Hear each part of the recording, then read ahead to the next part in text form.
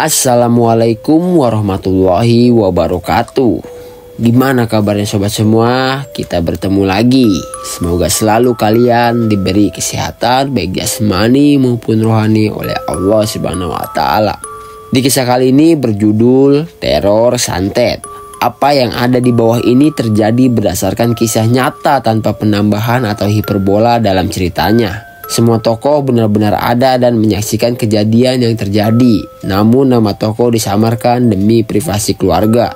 Lokasi tidak dijelaskan secara detail karena hingga kini rumah dan segala lokasi yang disebutkan dalam cerita masih ada dan telah ditempati oleh orang lain. Oke, langsung aja nggak usah lama-lama, kita ke teror. Cerita ini terjadi waktu saya SMP. Sekitar tahun 2000-an awal, kini saya sudah berumur 33 tahun. Saya bungsu dari 4 bersaudara. Kakak pertama saya perempuan, sebut saja Aina. Yang kedua perempuan juga, sebut saja Bella. Dan yang ketiga laki-laki, sebut saja Chandra. Dalam keluarga, saya dan Kak Chandra termasuk yang bisa melihat sesuatu yang tak kasat mata. Tapi kami cenderung cuek dan gak peduli. Kami anggap angin lalu. Sampai ada kejadian naas menimpa kakak kami, Kak Bella. Di antara kedua anak perempuan, Kak Bella ini bisa dibilang produk suksesnya ortu saya. Dia cantik, cerdas, secara proporsi badannya bagus, dan segudang prestasi di bidang olahraga. Dia masuk univ negeri lewat jalur siswa berprestasi. Singkat cerita, Kak Bella lulus kuliah dengan hasil yang memuaskan. Dan selama masa kuliah, dia aktif di kegiatan remaja masjid yang berlokasi di Bilangan, Jakarta Pusat. Di sanalah dia bertemu dengan calon suaminya, sebut saja Bang Doni. Begitu Kak Bella lulus, tanpa nunggu waktu lama Bang Doni melamarnya. Kak Bella sudah pasti menerima, tapi dia meminta waktu. Karena setelah kuliah dia ingin berkarir terlebih dahulu, ucapnya saat itu. Maka jadilah mereka mengikat janji dengan pertunangan. Tidak perlu nunggu waktu lama, Kak Bella langsung diterima kerja di perusahaan yang bergengsi di daerah elit Sudirman. Dia meniti karirnya dengan baik dan selang setahun kemudian keluarga Bang Doni datang lagi untuk menentukan hari pernikahan. Dan hari pernikahan pun ditetapkan. Saya masih ingat betapa bahagianya Kak Bella saat itu. Ia sangat bersemangat mempersiapkan hari bahagianya. Gedung sudah di-booking, jahit kebaya pengantin, mencetak dan memilih model undangan, bikin souvenir. Pokoknya kelihatan sekali kebahagiaan Kak Bella saat itu. Sampai suatu saat, kira-kira 2 bulan jelang hari pernikahan yang ditetapkan, Kak Bella pulang kantor dengan muka yang sulit dideskripsikan. Saya pun tidak tahu apakah saat itu ia sedang senang atau sedih. Sampai akhirnya Kak Bella mulai bercerita. Kak Bella bercerita kalau dia kenalan sama seorang pria di kantornya. Beda divisi, namanya Virus. Orangnya ganteng dan simpatik. Dan anehnya sejak saat itu Kak Bella selalu cerita soal Virus. Sampai akhirnya Kak Aina yang saat itu sudah menikah menegurnya. Ih, lo udah mau nikah, kenapa jadi ngomongin cowok lain? Kata Kak Aina. Tapi Kak Bella cuma senyum-senyum. Gue belum pernah diperlakukan selembut ini sama cowok kak, katanya. Saya dengan kepolosan anak SMP ngomong dengan nada bercanda. Ya udah kawin aja sama Mas Virus, susah amat. Dan saat itu Kak Aina noyor saya dan sebaliknya Kak Bella justru menatap saya dengan muka serius. Entah apa yang dipikirkan sama Kak Bella, apakah kalimat saya itu berbekas padanya atau bagaimana saya tidak tahu. Saat itu minggu sore Kak Bella menangis di tempat tidurnya. Kenceng banget hingga kedengeran ke kamar saya yang ada di sebelahnya. Saya masuk ke kamarnya dan dia cerita kalau keinginannya ngebatalin pernikahan tidak disetujui oleh ortu kami. Iya, dia minta pernikahan dibatalkan. Yang paling tidak setuju terutama mama saya, karena persiapan pernikahan sudah 90% terlaksana. Saya tidak menyangka ternyata Kak Bella begitu serius dengan Virus dan seakan-akan melupakan tunangannya, Bang Doni, begitu saja. Namanya masih SMP, saya nggak terlalu ambil pusing. Saya turun ke bawah kamar saya dan Kak Bella di lantai 2, menuju dapur dan mengambil segelas air untuk Kak Bella dan kembali ke atas untuk memberikan padanya. Udah tenang dulu, sholat sana. Lalu saya tinggal tanpa berpikir macam-macam. Kami sekeluarga selalu makan malam bersama. Tapi malam itu Kak Bella tidak ada di meja makan. Kak Chandra lalu disuruh mama sampai ke kamar atas, tapi kamar Kak Bella kosong. Akhirnya saya dan Kak Chandra disuruh cari di sekeliling rumah, tapi hasilnya nihil. Kak Bella hilang. FYI, Kak Aina sudah tidak tinggal bersama lagi karena sudah berkeluarga. Rumah orang tua saya saat itu memang cukup besar. Luas tanahnya sekitar 700 meter persegi, terdiri dari 2 lantai. Untuk ke lantai 2 ada 2 tangga. Tangga yang satu khusus ke kamar ortu saya, dan tangga yang satu menuju area kamar di lantai 2 lainnya. Dan bentuk rumahnya mirip labirin, jadi banyak spot tersembunyi. Dan di taman belakang ada sejenis bungalow sendiri, yaitu kamar Kak Chandra yang terpisah dari rumah induk. Mama saya nyuruh Kak Chandra telepon HP Kak Bella. Saat itu Kak Chandra sudah kuliah, jadi dikasih HP. Kalau saya belum dikasih karena masih SMP. Nada sambungnya berbunyi, tapi panggilan telepon itu tidak diangkat oleh Kak Bella. Ya sudah, mungkin dia mau nenangin diri dulu. Biar aja dulu, dia sudah dewasa, semoga bisa berpikir jernih, kata papa saya.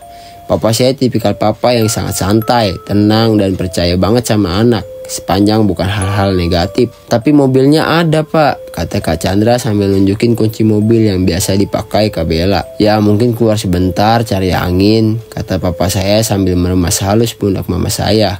Mungkin ingin menenangkan mama saya yang saat itu air mukanya sudah berubah panik. Bertolak belakang dengan papa saya. Mama saya ini ekspresif dan panikan banget orangnya. Malam itu kami makan malam tanpa suara, obrolan seperti biasa. Larut dalam pikiran masing-masing, dan ternyata tanpa kami sadari dari situlah awal mula petaka dimulai. Setelah makan, saya sama Kak Chandra nongkrong di ruang TV, main game Tekken 4 waktu itu. Tahu-tahu Kak Bella berjalan dari belakang, mungkin dia masuk lewat pintu samping. Tapi saat itu Kak Bella masuk tanpa ucapkan salam. Padahal itu sudah jadi kebiasaan kami semua di rumah. Waalaikumsalam, dari mana Kak? Kak Chandra jawab salam seolah-olah Kak Bella mengucap salam. Tapi Kak Bella nggak jawab apa-apa, cuma ngeliatin Kak Chandra aja dengan tatapan yang menurut saya aneh. Sedangkan Kak Chandra tatapannya sibuk layar TV, jadi dia nggak sadar akan ekspresi Kak Bella. Setelah itu Kak Bella melewati kami berdua, jalan ke arah tangga kamar. Saat dia lewat, entah kenapa kecium bau kembang, dan itu santer banget sampai saya nutup hidung. Di situ saya mulai janggal karena Kak Bella walaupun cantik bukan tipe perempuan pesolek. Dia jarang sekali pakai parfum kecuali untuk acara-acara tertentu. Dan sebagai adiknya yang sering minjem barang-barangnya, saya tahu persis dia nggak suka parfum bau kembang. Saat saya lagi mikirin asal bau kembang yang nyengat itu, Kak Chandra lari buru-buru nyusul Kak Bella ke tangga. Kak Chandra menyusul dan narik tangan Kak Bella, sampai Kak Bella dan Kak Chandra terjatuh hampir bersamaan. Dan seketika itu juga bau kembangnya hilang. "Apaan sih lo?" kata Kak Bella dengan muka kesal. Muka Kak Chandra pucet. Enggak apa-apa, ya udah istirahat sana Kak." Kak Bella bangun dan naik ke atas tangga dengan cepat. Selepas kepergian Kak Bella, Kak Chandra menatap saya, masih dengan muka pucat dan nafas yang belum beraturan. "Kamu lihat tadi?" tanyanya. "Lihat apa?" Saya masih bingung. "Aku nggak lihat apa-apa, cuma tadi tumben amat Kak Bella pakai parfum udah kayak mau ngelenong, baunya nyanter banget," kata saya. "Nah justru itu, emang lu gak lihat itu rambut Kak Bella panjang sampai nyeret-nyeret di tangga?" kata Kak Chandra. Jujur saya gak lihat karena terlalu fokus sama bau kembang yang nyengat sampai mau muntah. Jadinya saya nunduk dan gak lihat Kak Bella jalan. "Ya udahlah, tidur sana, udah malam, sekolah loh," kata Kak Chandra sambil matiin TV dan PS. Saya nurut dan naik ke atas tanpa beban. Kalau ada yang tanya kenapa saya gak takut saat itu, saya dan Kak Chandra udah terlalu sering lihat yang seperti itu. Selama ini kamu mikir paling mereka iseng aja pengen menunjukkan eksistensinya dengan nampakin diri. Jadi kita cuek aja di tiap kemunculan sosok-sosok itu dan nganggap yang begituan gak akan bisa nyakitin kita. Tapi ternyata kami salah. Dengan izin Allah ternyata mereka bisa berbuat jauh dari sekedar ingin menampakkan diri. Saya naik ke atas, kalau di lantai 2 ini, setelah tangga kamar paling pertama itu kamar Kak Bella. Terus ada kamar mandi yang biasa kami pakai sharing. Setelah itu baru kamar saya dan bekas kamar Kak Aina sebelum menikah. Dan satu kamar lagi dulu dipakai sepupu saya yang tinggal di rumah ortu saya saat kuliah. Jalan ke kamar saya itu semacam lorong panjang dengan lebar sekitar 2,5 meter. Pintu-pintu kamar di sebelah kiri dan sebelah kanannya itu jendela-jendela besar yang menghadap taman depan rumah. Ketika di atas, saya dengar Kak Bella saya menangis di kamarnya. Tapi saya pikir dia butuh waktu sendiri. Jadi saya langsung ke kamar saya. Sesampainya di kamar, saya nyalain radio sambil ambil buku novel yang sudah setengah jalan saya baca. Saya baca novel itu sambil tiduran dan saat itu kalau nggak salah jam setengah 10 malam sampai di pertengahan membaca Tiba-tiba di atas loteng terdengar seperti ada orang berjalan pelan-pelan dengan tapak kaki yang besar. Ah, paling kucing atau tikus, pikir saya, lalu saya lanjutin baca. Tapi nggak berapa lama, tiba-tiba jendela kamar saya ada yang ngetuk dengan ketukan halus. Siapa ya? Udah malam, jangan ganggu sana, balik lagi ke tempatmu, seru saya, dan gangguan itu langsung hilang. Iya, saya tahu itu bukan orang, dan karena saya sudah cukup bosan dengan gangguan semacam itu, saya dan Kak Chandra sudah menganggapnya sebagai angin lalu saja, dan bahkan mereka sering kami tegur kalau sudah mengganggu kegiatan kami. Dalam hati saya, kok tumben malam ini rame banget yang pada iseng sih? Mood membaca saya hilang. Akhirnya saya putuskan matiin lampu dan tidur. Namun tiba-tiba saya tersentak bangun karena kaget setengah mati disebabkan suara ledakan kencang di atas rumah yang disusul suara teriakan. Suara teriakan yang melengking dan berasal dari arah kamar Kak Bella. Buru-buru saya lari ke kamar Kak Bella karena takut dia kenapa-napa. Saya buka pintu kamar kakak saya dan saya kembali dibuat kaget saat mendapati Kak Bella nggak ada di dalam kamarnya. Dan yang lebih buruk, justru yang saya lihat adalah nenek-nenek yang tengah duduk di kasur kakak saya. Ia duduk membelakangi pintu dengan rambut putih panjang tergerai, rambut yang panjang sekali sampai menyentuh dan tergerai di lantai. Dia ketawa-tawa cekikikan sambil sesekali bersenandung entah lagu apa. Saya refleks ambil sendal indur kakak yang ada di depan pintu kamar. Saya baca surat Al-Ikhlas lalu saya timpuk itu kepala nenek-nenek. Seketika dia nengok, hidungnya bengkok, bibirnya sobek sampai telinga. Matanya merah dan mendelik. Dia bangun dari duduk dan jalan ke arah saya. Wah, biasanya timpuk udah kabur. Ini kok malah nyamperin? Saya panik. Saat itu saya sadar, ini setannya big deal dan bukan tipe yang biasa saya hadapi. Saya langsung kabur dan teriak manggil orang tua saya. Masalahnya rumah sebesar itu untuk ngumpulin orang itu gak gampang. Udah nyampe bawah, kayaknya gak ada yang sadar sama teriakan saya. Akhirnya saya lari ke kamar orang tua saya, buka pintunya dan langsung loncat ke tempat tidur nyempil di antara ortu saya yang lagi tidur. Orang tua saya kaget dan tanya kenapa saya ngos-ngosan gitu. Lalu saya cerita semua. Tapi gak lama dari lantai atas ada suara Kak Bella manggil saya. Dek, di mana lo? Kurang ajar lo nimpuk gue. Papa, mama, dan saya lihat-lihatan. Itu Bella kan? Kamu nimpuk dia apa nimpuk nenek-nenek? Nenek-nenek pak. Ya Allah beneran pak, kata saya berusaha meyakinkan papa. Ya udah ayo ke atas lihat itu siapa, kata papa saya. Kami bertiga keluar kamar dan di situ udah ada Kak Bella berdiri dengan muka marah sambil nenteng sendal yang saya pakai buat nimpuk nenek-nenek tadi. Kurang ajar lo dek, gue lagi tidur enak-enak kenapa lo timpuk sendal? Tanya Kak Bella marah. Aku gak nimpuk kakak, tadi aku nimpuk nenek-nenek, jawab saya membela diri. Apaan sih, ngigo lo, gue sendirian, nenek-nenek dari Hong Kong, katanya kesal. Lalu Kak Chandra masuk dari pintu belakang. Kamar dia kepisah di bungalow sendiri di taman belakang. Tapi pas dia lihat Kak Bella, ekspresinya terlihat kaget dan refleks nunduk memalingkan pandangannya. Tapi Kak Chandra diam aja gak ngomong apa-apa. Udah gue tidur lagi, besok kerja, ngeselin lu dek, ujar Kak Bella sambil jalan balik ke kamarnya. Dan saat dia balik badan, kembali kecium bau kembang. Tapi gak separah sebelumnya dan hilang saat dia udah sampai di tangga atas. Ma, pa, itu siapa nenek-nenek?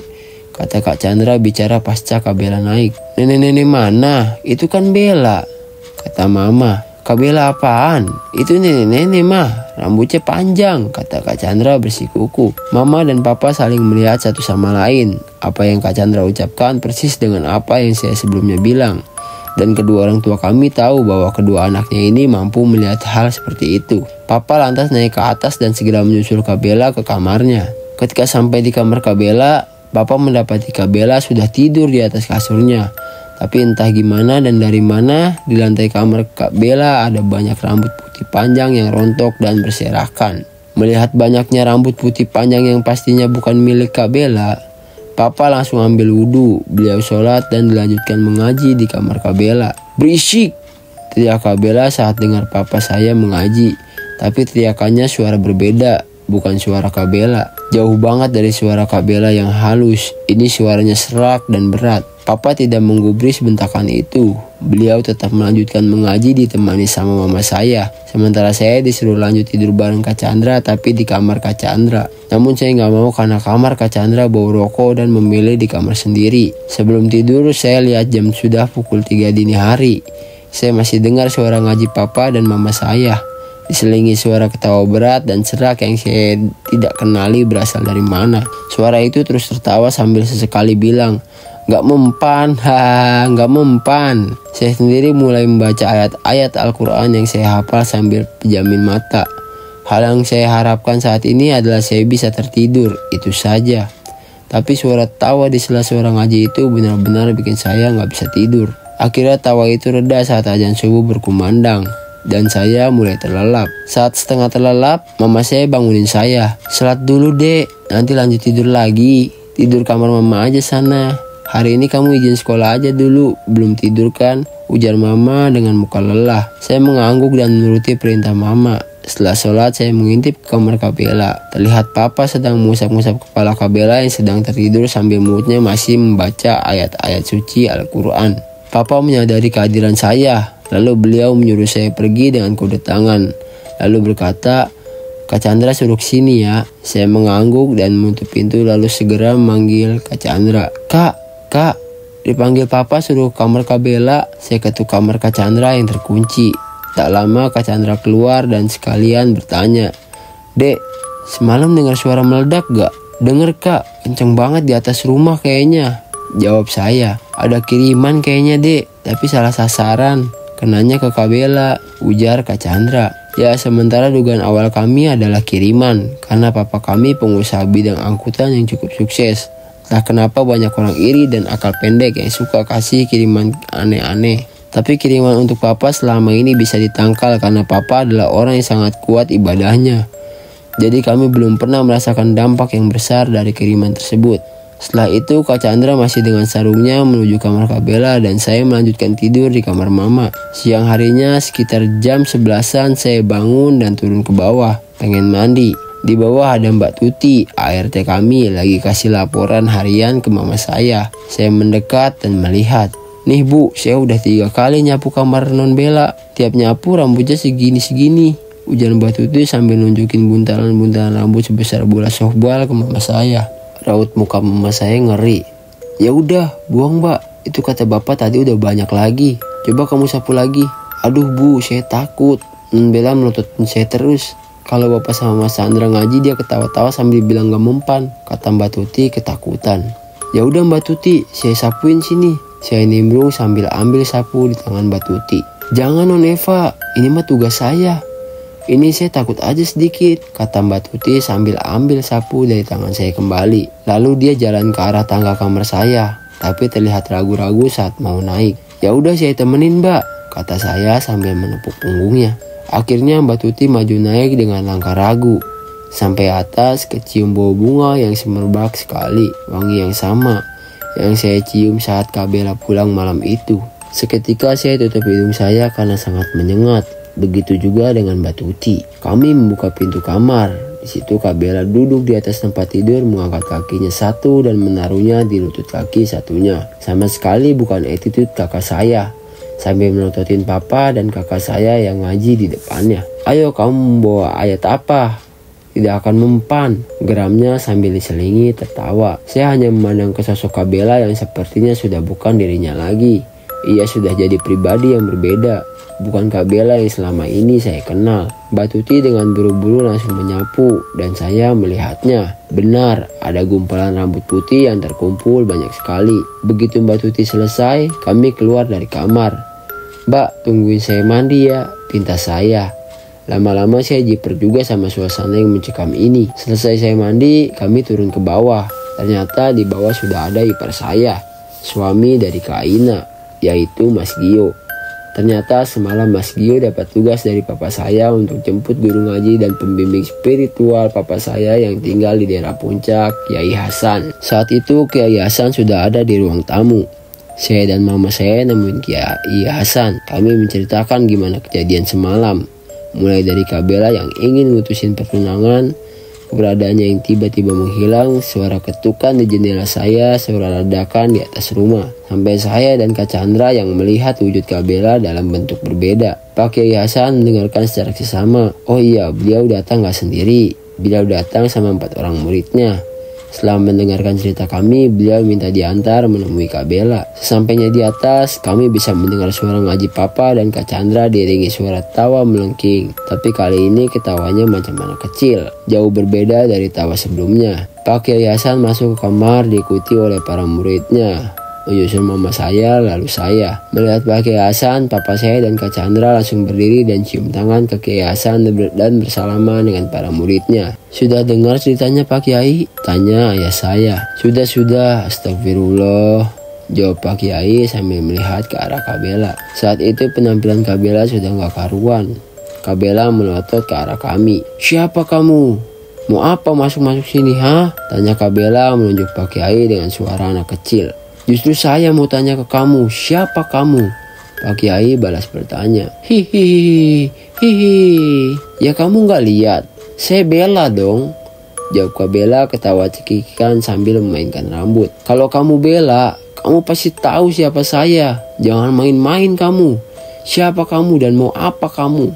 tanya Pak Kiai lagi. "Rahasia, hihi," kata Kak Bella sambil ketawa. Ketawanya benar-benar gak enak untuk didengar, melengking dan membengkakkan telinga. Kiai Hasan segera memerintahkan muridnya untuk mengambil air. Setelah itu beliau membaca doa dan menuangkan sedikit air doa ke tangan dan mencipratkan ke wajah Kak Bella. Panas, teriak Kak Bella dengan suara kecil. Lalu dia bangun dari posisi duduknya. Kurang ajar, teriaknya dengan suara yang kini terdengar seperti laki-laki. Lalu tiba-tiba dia mendorong Pak Kiai Hasan sampai mental menabrak pintu. Agak di luar logika. Secara Kak Bella itu ukuran badannya kecil. Sama saya yang masih SMP aja masih bisa tukar-tukaran baju.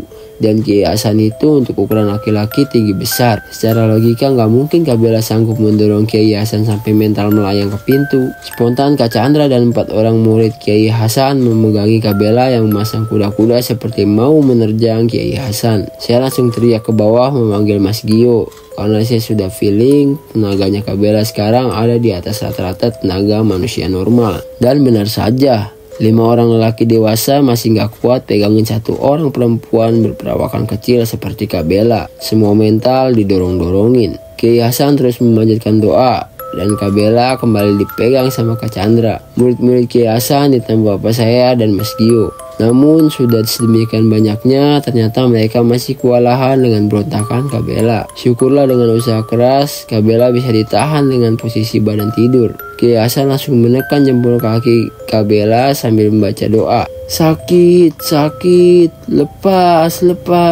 raung Kak Bella masih dengan suara laki-laki. Keluar kamu, perintah Pak Kiai sambil terus baca doa dan memencet kedua jempol Kak Bella. Ampun, iya, saya keluar, ucap Kak Bella. Lalu ekspresi Kak Bella berubah seperti orang mau muntah. Badannya menegang dan hoe, Kak Bella muntah. Ekspresi Pak Kiai dan muridnya terlihat lega karena telah berhasil mengeluarkannya. Namun itu hanya sebentar, karena suara tawa yang berbeda muncul lagi. Hihihi.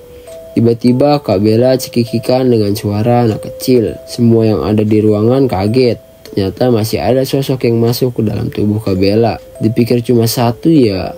Hihihi, kata Kak Bella kembali dengan suara anak kecil. Ada berapa kalian sebenarnya? Apa tujuan kalian? Tanya Pak Kiai membentak. Rahasia, hihihi, kata Pak Bella dengan suara anak kecil. Karena yang tidak bisa dimiliki tidak boleh jadi milik orang lain, ujar Kak Bella dengan suara perempuan muda yang bukan suara Kak Bella. Setelah mengucapkan itu, Kak Bella kemudian pingsan.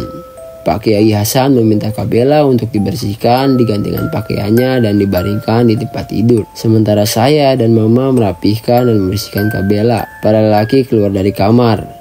Kak Bella masih belum sadar, tapi nafasnya kini telah teratur seperti tidur. Usai merapikan Kak Bella, saya dan Mama keluar kamar dengan pintu kamar sengaja dibuka. Semuanya duduk di lorong depan kamar. Sepertinya Pak Kiai menunggu Mama saya untuk menjelaskan situasi. Dan Pak Kiai pun membuka topik. Sepertinya yang merasuki lebih dari 1. Tapi saya belum bisa memastikan ada berapa. Apa tujuannya? Kata Kiai Hasan. Apa mungkin salah sasaran Pak Kiai? Apa tujuan awal ke saya? Tanya Papa yang selama ini berapa kali dikirimkan hal-hal aneh oleh lawan bisnisnya. Pak Kiai terdiam cukup lama. Sepertinya bukan, karena dia bilang yang tidak bisa dimiliki tidak boleh jadi milik orang lain. Dugaan saya mengarah ke isu pertunangannya. Semua bingung, masa iya ini perbuatan Bang Doni tunangan Kak Bella? Kami tahu persis tipikal Bang Doni seperti apa. Dia dan keluarganya cukup kuat dalam beribadah dan rasanya bukan tipikal orang yang pikiran pendek seperti ini. Yang saya takutkan, ini tujuannya bukan sekedar ingin memiliki, tapi dia ingin menghilangkan, kata Pak Kiai. Kami berusaha mencerna, apa maksudnya menghilangkan? Tiba-tiba Mbak Tuti nongol.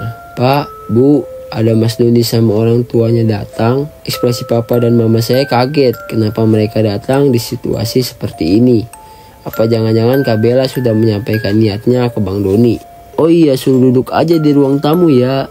Nanti papa sama saya temui, kata mama saya terlihat berusaha menenangkan diri. Mama dan papa saya beserta Kiai Hasan turun ke bawah menemui Bang Doni beserta orang tuanya. Sementara saya, Kak Chandra dan para murid Kiai tetap di sini. Standby takut jika Kak Bella bangun dan ada serangan aneh lagi. Dari yang saya dengar, tujuan orang tua Bang Doni ke rumah adalah untuk menanyakan kebenaran pernyataan Kak Bella lewat telepon ke Bang Doni yang ingin membatalkan pernikahan mereka. Akhirnya orang tua saya dibantu Kiai Hasan menjelaskan situasinya. Papa dan Mama mencoba menjelaskan bahwa tindakan Kak Bella sudah di luar kendali Kak Bella sendiri. Dan setelah meyakinkan kedua orang tua Bang Doni, akhirnya mereka memutuskan melihat langsung kondisi Kak Bella. Sementara para orang tua berbicara panjang lebar dengan waktu yang cukup lama di bawah. Kami yang di atas berjaga-jaga di luar kamar Kak Bella. Ya karena kami yakin Kak Bella sudah dalam kondisi tidur. Tapi tiba-tiba mendengar suara senandung dari dalam kamar. Kak Bella sudah bangun, tapi apa yang bangun ini benar Kak Bella atau salah satu dari makhluk itu lagi? Karena saat itu sayup-sayup yang kami dengar adalah senandung yang dilantunkan dengan suara serak seperti nenek-nenek.